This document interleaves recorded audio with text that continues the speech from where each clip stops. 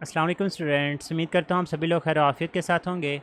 बच्चे, अभी इस वीडियो के अंदर हम लोग 2021 का जो केमिस्ट्री पोर्शन है इसके पार्ट 2 को डिस्कस करेंगे। क्वेश्चन नंबर 21 है हमारे पास कि homocyclic compounds are further divided into. बच्चे, होमोसाइक्लिक वो कंपाउंड्स हैं जिनके अंदर रिंग एक जैसे ही एटम से मिलकर जो है वो बनी हुई होती है, और आप लोग अच्छी तरह से जानते हैं इसकी जो फर्दर इसको क्लासीफाई किया जाता है वो एलिसाइक्लिक और एरोमेटिक कंपाउंड्स के अंदर किया जाता है। क्वेश्चन नंबर 22 है कि which of following contain sp2 hybridisation. बच्चे, sp2 हिब्रिडाइजेशन होने के लिए डबल बॉन्ड का होना ज़रूरी है। अब in case of methane single bond है, sp3 हिब्रिडाइजेशन है। इथेन के केस में सिंगल बॉन्ड है, sp3 हिब्रिडाइजेशन है। अल्काइन के केस में ट्रिपल बॉन्ड है, sp हिब्रिडाइजेशन है। तो none of this option is correct, right option will be delta. Question number 23 के formula of wood spirit is. बच्चे, वुड स्पिरिट हम लोग मेथानॉल को बोलते हैं, right option will be beta. Question number 24, geometric isomerism is shown by. बच्चे, दो conditions होती हैं। नंबर 1, रिस्ट्रिक्टेड रोटेशन होनी चाहिए। अब अल्केन सिंगल बॉन्ड है, रिस्ट्रिक्टेड रोटेशन नहीं होती, वो फ्रीली मूव कर सकते हैं, ये तो राइट ऑप्शन नहीं है। अल्कीन्स पाई बॉन्ड है, रिस्ट्रिक्टेड रोटेशन है। अल्काइन के केस में भी रिस्ट्रिक्टेड रोटेशन है। और कार्बोक्सिलिक एसिड तो वैसे शो नहीं करते, इसमें बहुत सारे ग्रुप्स, बहुत सारे कार्बन उसके साथ जो है वो अटैच होते हैं, और कार्बन में डबल बॉन्ड का फिनोमिना भी जो है वो मौजूद नहीं होता। वहाँ पे सी डबल बॉन्ड ओ के साथ ओ एच मौजूद है, सिंगल बॉन्ड है, तो यहाँ पर रिस्ट्रिक्टेड रोटेशन पाई जा रही है। तो ये हमारे पास जो है वो ज्योमेट्रिक आइसोमरिज्म का फिनोमिना जो है वो शो नहीं कर सकती, क्योंकि सॉरी यहाँ पर रिस्ट्रिक्टेड रोटेशन के बजाय फ्री रोटेशन मौजूद है। अब बच्चे, इसकी दूसरी कंडीशन ये होती है कि two groups attached to doubly bonded carbon should be different. अगर अल्काइंस की बात करें तो अल्काइन के केस में कार्बन और कार्बन में ट्रिपल बॉन्ड होता है, सिर्फ एक ही ग्रुप मजीद जुड़ सकता है, दो जुड़ ही नहीं सकते। तो इस वजह से बच्चे अल्काइन भी राइट ऑप्शन नहीं होगा, right option will be beta. Question number 25 के CnH2nO2 is the general formula of. बच्चे, अगर अल्कोहल्स की बात करें तो अल्कोहल्स का जनरल फार्मूला होता है CnH2n+1OH, या फिर इसको मैं कह सकता हूँ कि CnH2n+2 ऑक्सीजन। अगर कीटोन्स की बात करें तो इनका जनरल फार्मूला ही होता है CnH2nO। अगर कार्बोक्सिलिक एसिड्स की बात करें तो इनका जनरल फार्मूला ही होता है CnH2nO2। बच्चे, यही हमारे पास जो है वो यहाँ पर राइट ऑप्शन बनेगा। और अगर हम लोग ईथर्स की बात करते हैं तो इनका भी जो जनरल फार्मूला होता है CnH2n+2 oxygen, same like alcohols. और इसी वजह से हम लोग अल्कोहल और ईथर्स को आपस में एक दूसरे के आइसोमर्स भी बोल रहे होते हैं। क्वेश्चन नंबर 26 के 50% sodium hydroxide is used in. बच्चे, कैनिज़ारों के अंदर कंसनट्रेटेड सोडियम हाइड्रोक्साइड यूज़ की जाती है, ज़्यादा अमाउंट में सोडियम हाइड्रोक्साइड इस्तेमाल किया जाता है। रीज़न क्या होती है कि वहाँ पर एक तो सोडियम हाइड्रोक्साइड जो है वो इस्तेमाल होता है एज अ कैटलिस्ट, और साथ ही साथ वहाँ पर हम लोग सोडियम हाइड्रोक्साइड को इस्तेमाल कर रहे होते हैं एज आ रिएक्टेंट। तो चूँकि इसने दो काम करने होते हैं वहाँ पर, इस वजह से हम लोग इसकी ज़्यादा अमाउंट इस्तेमाल कर रहे होते हैं। नेक्स्ट बच्चे, क्वेश्चन नंबर 27 के carboxylic acids are soluble in water due to. बच्चे, अगर हम लोग कार्बोक्सिलिक एसिड और वाटर का स्ट्रक्चर देखें तो ऑक्सीजन पार्शियली इनएक्टिव हाइड्रोजन के साथ जो है वो हाइड्रोजन बॉन्डिंग बना लेता है, तो यहाँ पे जो राइट ऑप्शन है वो हमारे पास हाइड्रोजन बॉन्डिंग आ जाएगा। Esterification occurs in the presence of. बच्चे, स्टेरिफिकेशन रिएक्शन क्या होता है? मशहूर ज़माना इक्वेशन में लिखता हूँ CH3COOH acetic acid plus C2H5OH ethanol, ये मिलकर बनाएंगे इथाइल एसीटेट, जो कि एक ईस्टर है और साथ में एक वाटर का मालिक्यूल रिलीज़ होता है। तो बच्चे, ईस्टर बनने के लिए एक कार्बोक्सिलिक एसिड और एक अल्कोहल का होना ज़रूरी है, तो यहाँ पे जो राइट ऑप्शन है वो हमारे पास चार्ली आ जाएगा। Question number 29, benzene can be prepared from sodium benzoate.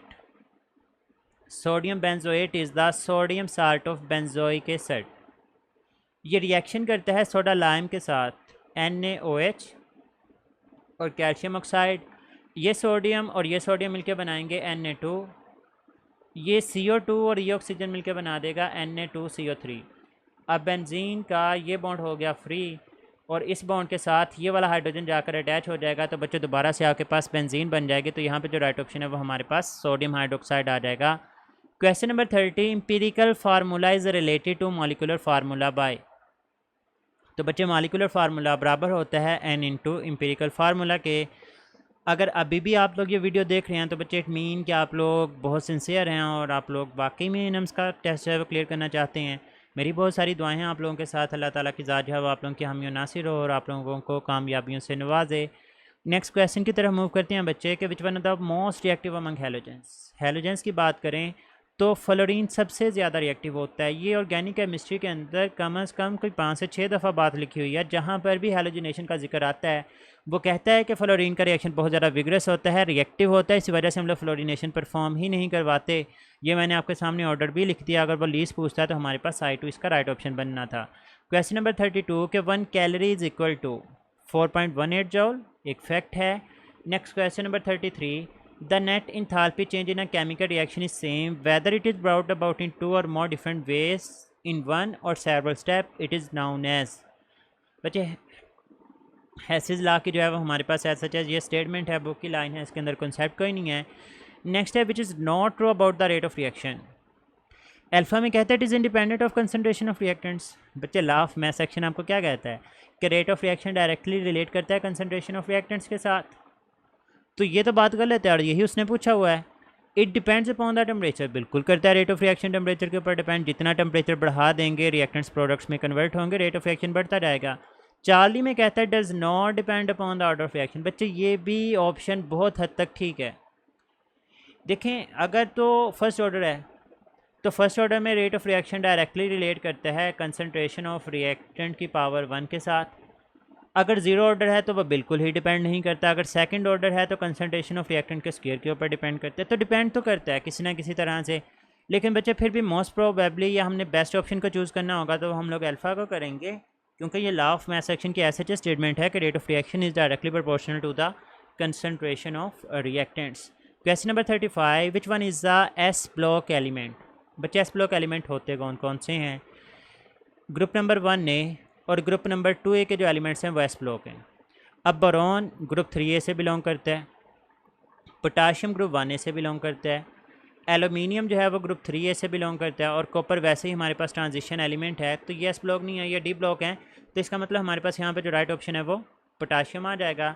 Next question की तरफ मूव करते हैं। क्वेश्चन नंबर 36 है हमारे पास कि water is the universal solvent due to. बच्चे हाइड्रोजन बॉन्डिंग होती है जिसकी वजह से यूनिवर्सल सॉल्वेंट के तौर पे एक्ट करता है। बॉन्ड एंगल इज़ 120 इन 120 का एंगल होता है ट्राइगोनल प्लेनर शेप्स में, जहाँ पर हिब्रिडाइजेशन जो है वो sp2 होगी। अगर sp3 हिब्रिडाइजेशन हो तो फिर शेप जो होती है वो टेट्राहेड्रल, और अगर sp हिब्रिडाइजेशन हो तो वहाँ पर जो शेप होती है दैट इज़ लीनियर। अब यहाँ पे बच्चे हमारे पास जो राइट ऑप्शन है उसने ट्राइगोनल प्लेनर sp2 के बारे में बताना है तो वो इथीन है। तो बच्चे ये हमारे पास नम्स पेपर 2021 था। इंशाल्लाह मैं आप लोगों के लिए बाकी वीडियोस भी बिफोर संडे ही जो है वो इंशाल्लाह अपलोड कर दूँगा।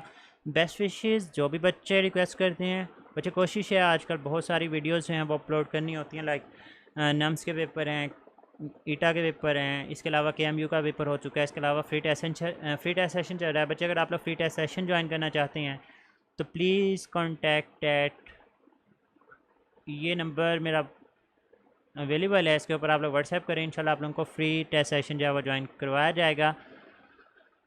Best wishes for your NMMS test. अपना बहुत सारा ख्याल रखना है, दुआ में याद रखिएगा। फ़ी अमानिल्लाह, अल्लाह हाफिज़।